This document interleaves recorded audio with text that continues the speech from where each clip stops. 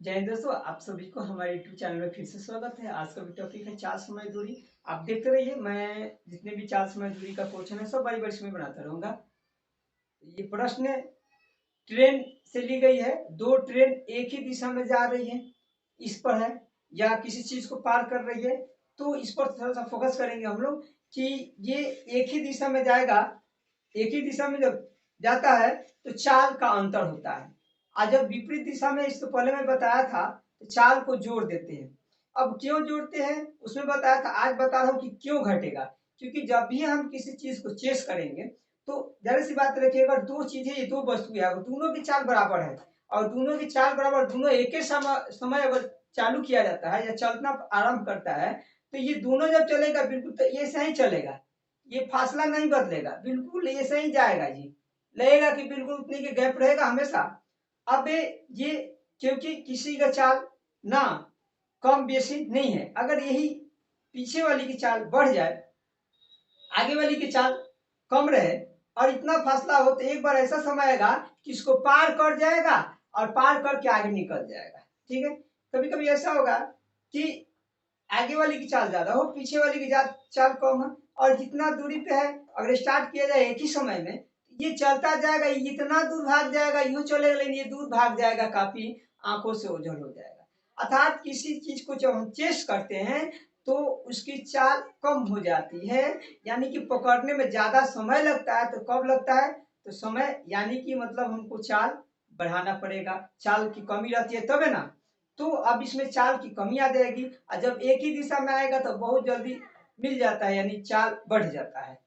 तो अब इसको हम बनाते हैं प्रश्न पर, ध्यान दीजिएगा।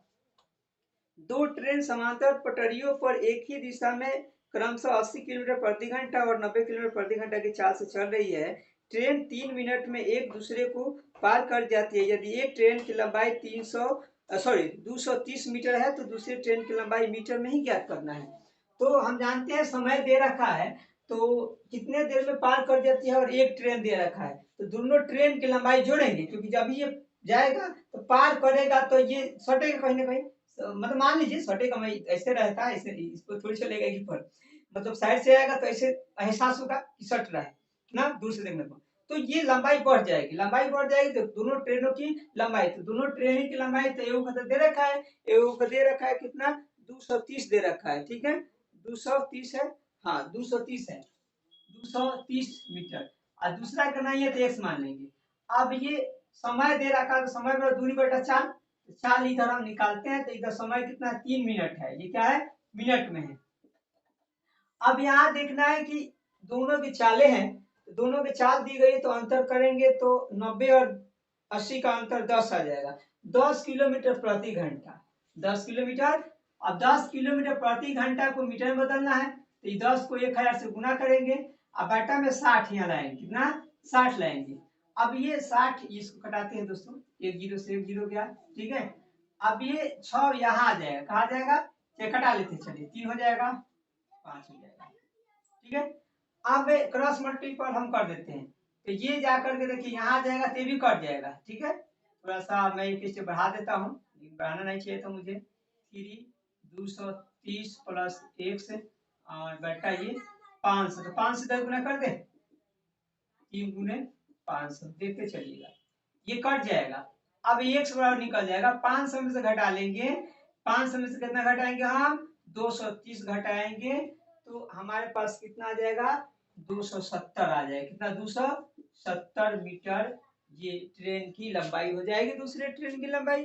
दूसरा प्रश्न पर ध्यान देंगे, अच्छा होगा, बनाइए। दूसरा प्रश्न है, 240 मीटर लंबी ट्रेन 360 मीटर लंबी सुरंग को 30 सेकेंड में पार कर जाती है। ट्रेन की चाल किलोमीटर प्रति घंटा में ज्ञात कर। ट्रेन की चाल किलोमीटर प्रति घंटा में निकालना है। थोड़ा सा परेशानी है, मैंने बताया था आप लोगों को, जल्दी ही दूर हो जाएगी। बिल्कुल इसको तोड़ तोड़ कर बताता, थोड़ा सा इसमें स्पेस नहीं मिल पाता है, इसलिए थोड़ा सा परेशानी जाएगी। चलिए इसको मैं शॉर्टिंग बता रहा हूँ। तो आप किसी गुफा को, ट्रेन किसी गुफा को, प्लेटफॉर्म को पार करेगी तो उसकी भी लंबाई जुट जाती है। तो अब इसको हम क्या करेंगे, चाल बराबर होता है ना कुल दूरी बटा कुल समय, तो किलोमीटर प्रति घंटे में लाना है। तो कुल दूरी कितना कितना है, तो जोड़ देंगे ट्रेन की लंबाई और प्लस गुफा हो या जो भी हो सुरंग हो उसकी लंबाई। तो 240 मीटर लंबी ट्रेन है, 360 मीटर लंबी सुरंग है। दोनों को जोड़ देंगे 240 प्लस 200 360 है, सॉरी 360। ठीक है, तो इसको हमने जोड़ दिया।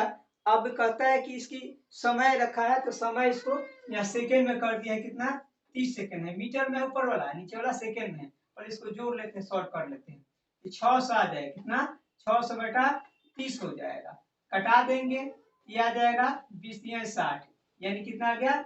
20 आ गया। अब इसको ये क्या चीज में, मीटर और ये सेकेंड में है, मीटर और सेकेंड में है। इसको किलोमीटर प्रति घंटा में लाने के लिए ऊपर वाला को ये मीटर में 1000 से नीचे, ऊपर 60 गुने 60। ठीक है, और नीचे हमको कर देना है, और वो इसको हमने क्या चीज में बदल दिया, घंटा। हाँ ठीक है, तो नीचे 1000, क्योंकि इसको क्या चीज बदलना है, ये मीटर में है, तो किलोमीटर में बदलने के लिए 1000 से गुना करेंगे। एक जीरो से एक जीरो, इससे भी ये गया। ठीक है, फिर इसे ये कट जाएगा, तो 3 जीरो से 3 जीरो कैंसिल हो गया। 6 गुना 12, 12 दूना और 6 छक्का 36, 36 36 गुना 72, सॉरी 72 किलोमीटर प्रति घंटा की इसकी चाल हो जाएगी। ऐसे ऐसे वीडियो आप देखने के लिए जुड़े